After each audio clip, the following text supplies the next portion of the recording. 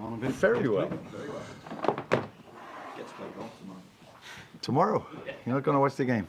I'll be watching the game play early doors. Oh, right. Is the weather like this tomorrow? I'm hoping so, yeah. As long as it's dry. Yeah, it's right. Arne, just going to start with maybe 2 in 1 here as regards team news. Obviously, Harvey Elliott has picked up that injury. How disappointing is that for him, and how long is he looking at the same time? Is Chiesa now ready to come in and impact the squad for you as well? They always have one question, and that's why they ask 2 in 1. Harvey is, of course, a big disappointment for him, but not only for him, also for us, because okay, he didn't play that much in the first 3 games, but he played a lot in pre-season, and he showed himself really well. So, of course, when he stayed fit, he would have had a lot of playing time in the upcoming fixtures, but now he isn't, and that also gives a chance to someone else. So it's first and foremost a blow for himself, and in the end also for us, because I think availability is important in the phase of the season where we play 7 games in 22 days, I think. So it's a blow for the both of us, but he will work as hard as always to come back in the best possible way. And then Federico has trained with the team now 3 or 4 times. So let's see how he does today and which decision I make, because we have more than 20 players. So if I choose for a position or if I choose the ones that are the fittest at the moment. During the international break, there's obviously been those quotes from Kelleher saying that he wants first team football and will have to look elsewhere. How do you deal with a situation like that, where a member of the squad is effectively unsettled because he wants that opportunity for first team football? I would be really worried if a player comes out saying, I don't care about playing first team football. I like it so much on the bench, I want to stay there for the rest of my life. That would be a bigger worry for me. So it's normal that they want to play, but it's also normal that a club like this that tries to compete for trophies has more than 11 players that can play. And as long as they accept their situation, not accepting in a way, I don't care that I'm not playing, but accepting it by helping the team whenever they have to, then it's a close place to be in. And I think Cruyff has shown many times in the past few years, and even in pre-season, that he's every time ready when we need him. So it's a good thing that he wants to play, and who knows, he's going to play for us in the future. At this moment, I think it's also quite clear that Alisson is the number 1. But last season he played many games, so normal situation for a player to be in if you're not playing, that you want to play, but he handles the situation really well. 3 wins to start the season without conceding, which doesn't happen too often. It seems a big factor in that has been the form of Ryan Gravenberch. What has really made the difference, and what work has he had to put into, I suppose, learn that position? Yeah, I learned that position. He's been a midfielder all his life, and maybe he's playing a bit deeper is the English word, I think, a bit lower, deeper, than he did before, but it's not that much of a difference. I think he, like the other ones who do really well, benefit from how the team is playing. And Ryan came back strong, like many others, and strong, I mean, that he was really fit, played some good games and took his chance. But I think in general, like the others who score goals, and we are talking about the benefits also from the team structure. Trust as well, though? Trust of you? Yeah, if trust means that you play him, then I trust them. But I also trust the ones that I'm not playing. So I think it's always the most easy argument to give. Yeah, you give him trust, that's why he plays good. If it was that simple, I would have thrown my trust to every player. But we're going to go out to the training ground hoping to prepare them in the best possible way. I believe more in this than in the word trust. But if he trusts his teammates, if he trusts the structure, then and the way we play, that will help, of course. Yeah. Pleasure. Given the international break after the 3 games that you'd had and such a great start, is there any concern that the momentum that you built up there might be interrupted because of that? That's always the questions after 2 weeks. But if you saw them playing with the national teams, I think the momentum is still there for the individual. And now let's see if they come back together, if they can play the same way as they did in the last few games. But it also depends on the opponent you face. So sometimes they make it more difficult for you, or than in other situations. So, of course, we look at ourselves a lot, but you also have to relate it to the team you face. And Nottingham Forest hasn't lost this season yet. I think they won the last 2 games of last season, so they're in a good place as well. So it's going to be a tough one and an interesting one to look forward to.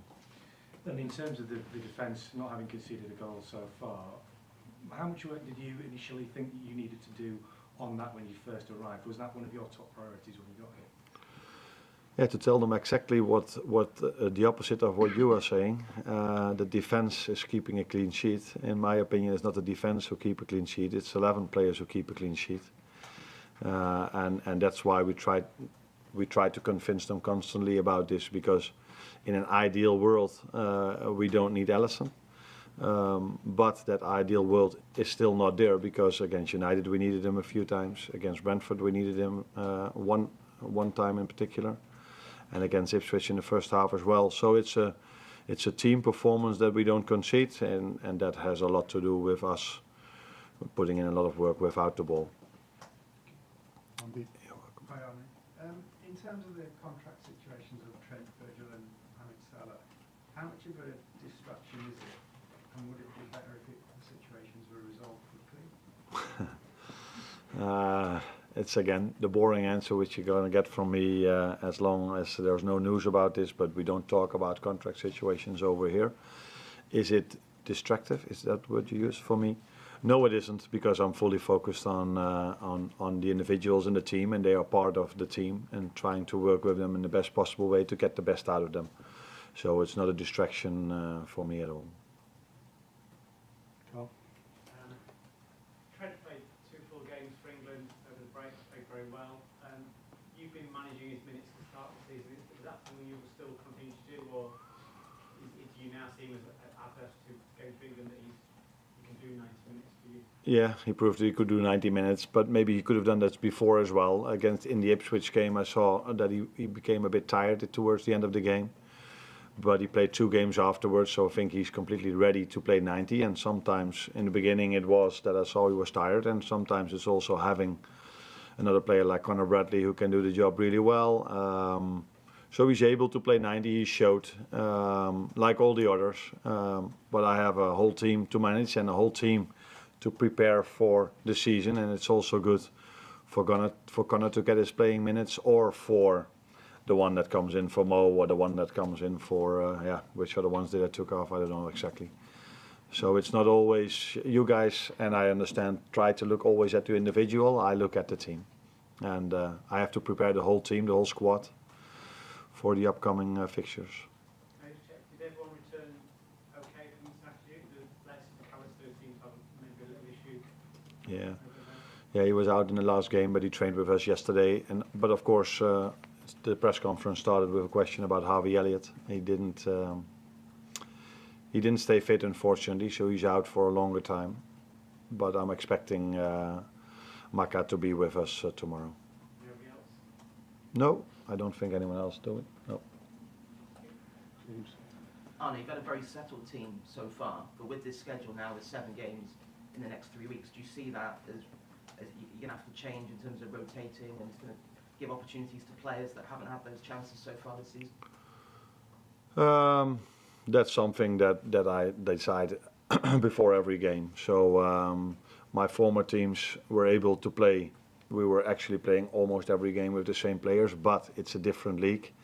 So I might have to adjust to that, but it also depends on what they show. So and what they show, I mean in terms of physique.